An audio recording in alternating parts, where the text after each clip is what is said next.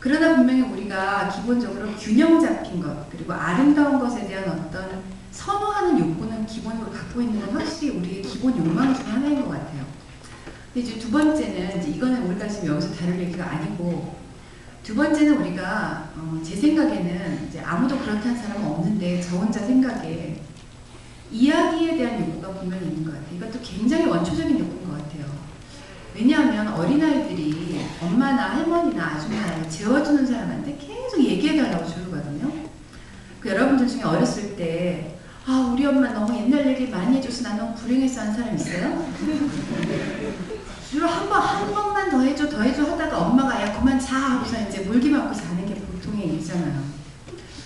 근데 왜 이야기를 어린아이들은 그렇게 좋아할까? 그것도 또 어떤 때는 꼭 다른 이야기 안 해줘도 반복되는 이야기도 굉장히 좋아해요. 근데 제 생각에는 그런 것 같아요.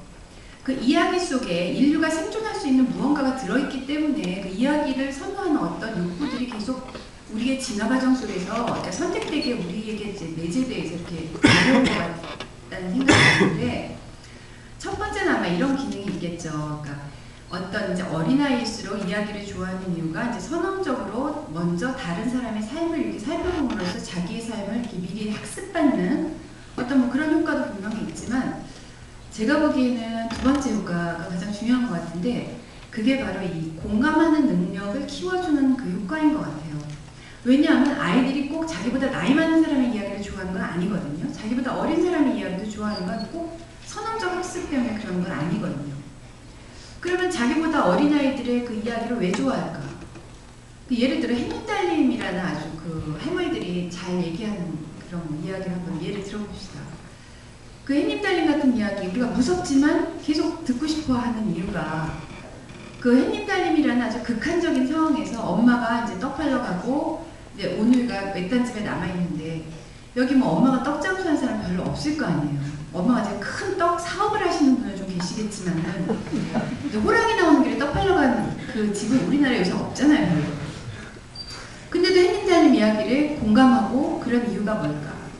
왜냐하면 엄마가 옛날에 자기 생각에 얼핏 누워서 들을 때, 엄마가 옛날에 잠깐 늦게 들어왔을 때 엄마가 영영 안 오면 어떡하나 하는 어떤 공포심을 분명히 살짝 스쳐갔던 그 공포를 그 아이들에게 이입해서 그 아이가 느꼈을 공포를 심하게 체험하고 그 아이에게 동정심을 우리가 많이 가지게 되는 거죠. 사실 우리는 전혀 그런 위험이 사실 없는데 지금. 왜냐면 호랑이도 없고 엄마가 떡 팔러 가지도 않았는데. 그렇게 함으로써, 그러니까 그런데도 그것을 굉장히 또 즐거워한단 말이죠. 그걸 계속 추구하고, 그러니까 얘기해달라고 얘기하는 것은. 그러니까 우리 인류가 살아남기 위해서는, 그러니까 어떤 우리가 여태까지 인류가 이렇게 쭉 진화해 오면서 어떤 그 남을 깊이 공감하는 사람들만이 인류를 지탱시킬 수 있는 어떤 힘을 가지고 이렇게 진화해 왔다는, 이것이 굉장히 중요한 능력 중에 하나라는 거죠. 이것이 인류가 서로를 돕고, 그리고 공감해서 이렇게 말하자면 위기 상황에서 인류 모두의 생존을 도모하게 해주는 어떤 힘으로 분명히 작용했던 이런 역할을 하는 것이 있었다는 거죠. 제가 이제 아까 맨 처음에 서두에 그 고고학 거기 가서 참 문학이라는 게 무슨 소용이 있을까부터 시작을 했을 때, 제가 사형수와 재벌의 두 사람의 이야기를 딱 들으면서 이 문학이나 이런 것들이 굉장히 중요한 거구나 이게 라는 생각을 이제 하기 시작했어요. 그러다가 이제 제가 벌써 재작년인가요? 이제 노숙자들이 하는 그 인문대학이라는 곳에 이제 강사로 초청돼서 가게 됐습니다. 그 잠깐 부연사진을 보면 이제 어디서 성공회라는 그 이제 그 서울 광화문에 있는 커다란 그 덕수궁 옆에 그 예쁜 교회 같은 거 하나 있죠. 거기가 이제 성공회 이제 본당인데, 거기서 이제 그 신부님 한 명하고 이제 그 몇 명의 사람들이 주동이 돼서 노숙자 인문학 강의를 열었어요. 근데 그게 참 발상이 맨 처음에는 이제 전부 다 사람들이 미친 짓이라고 얘기를 했죠. 그 내용은 이런 거예요. 서울역과 기타 등등에 흩어져 있는 노숙자들에게 이제 전단을 뿌려요. 전단을 뿌려서 우리는 이런 노숙자 과정을 6개월 동안 진행할 테니까 신청할 사람 신청하라고 하는데, 그 커리큘럼을 보면 여러분들 대학교 1학년 때 저보다 좀 더 나아요. 좀 나아요. 그러니까 저도 가고 그러니까. 예.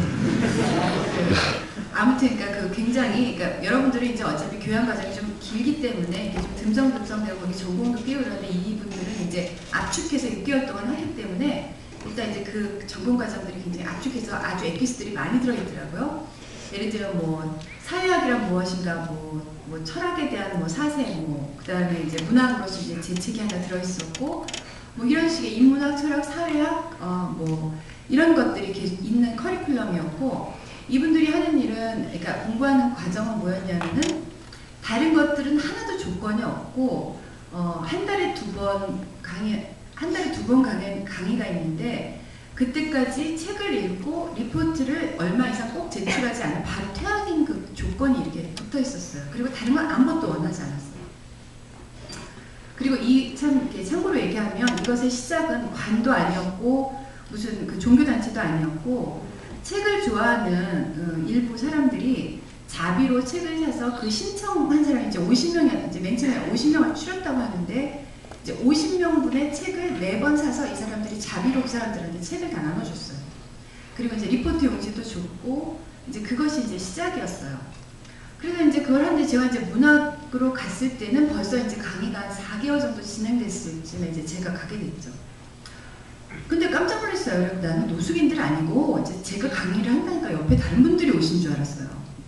근데 진짜 너무 말끔한 거예요. 그리고 너무 질문도 똑바로 하고 너무 똑똑해요. 그래서 이제 약간 어리벙벙한 상태에서 이제 강의를 하고 이제 나왔어요. 그리고 제가 사실은 그 강의 의뢰를 처음 받았을 때 첫 마디가 제가 물어봤던 말이 아니 노숙인들한테 지금 밥 한 그릇을 줘야지 무슨 지금 인문학 그것도 무슨 뭐 영어도 아니고 중국어도 아니고 무슨 일어도 아니고 무슨 웬 인문학? 이렇게 물어봤더니 안 그래도 모든 분들이 그걸 전부 질문을 하신다 그러면서 이 담당자가 거의 앵무새처럼 막 다다다다 이렇게 얘기를 하더라고요.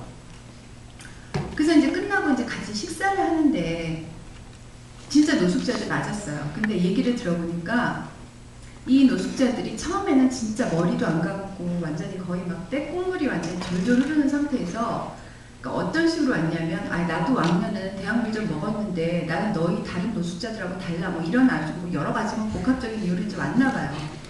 왔는데 여기서 뭐 복장 뭐 이런 거 일절 터치하지 않고 어쨌든 리포트 책 읽었냐 리포트 냈냐 이것만 이제 검사를 했는데 50명 중에 6개월 동안 단 2명만 이제 낙오를 했다고 그러더라고요. 근데 낙오를 한 이유도 리포트 냈는데 이제 술 먹고 하도 깽판 부려갖고 이제 2분이 나가셨다고 그러더라고요. 아무튼 그런데 이제 놀라운 변화가 일어나기 시작했는데 이 주최 측도 예측치 못한 놀라운 변화들이 일어나기 시작했는데 그 첫 번째 변화가 어느 날 이 사람들이 얘기도 안 했는데 전부 다 면도를 하고 깨끗이 씻고 오기 시작했다는 거. 그 다음에 두 번째, 세 번째 이렇게 제가 이미 한 4개월쯤에 갔을 때는 이미 사람들이 노숙자 줄에 서서 밥을 먹는 자기 자신을 의식하기 시작했다는 거예요. 그러니까 어려운 말로 자의식이 생겨났다는 거죠. 참 이상하죠? 인문학, 철학, 사회학, 문학이 뭐 노숙자 줄에 서 있는 건 부끄러운 짓이다라고 거기 한마디 써 있지 않는데 이 사람들이 그렇게 해서 나중에 이 사람들의 재활률이 굉장히 높았다 그래요. 그래서 이제 그 강의가 이제 이 사람들이 이 시민단체는 일종의 이제 그 NGO 단체에서 이제 서울시에 건의를 해서 사실 이번 올해부터는 대대적으로 경희대 강의실을 빌려서 서울시에서 이제 그 모든 재정을 대고 대대적으로 사실은 시작을 합니다. 근데 사실은 저도 이 6개월의 과정을 옆에서 지켜보면서 사실은 충격을 받았어요. 사실 노숙자들에게 그 인문학, 철학, 문학을 가르치려는 발상을 한 그 사람이 누군지는 모르지만 그 사람조차도 이런 생각을 하지는 못했었고 그때 이제 제가 든 생각이 그런 거였죠. 정말 인문학, 철학, 문학이라는 것이 기능하는 이유가 무엇인가라는 생각을 저에게 하게 해준 거죠.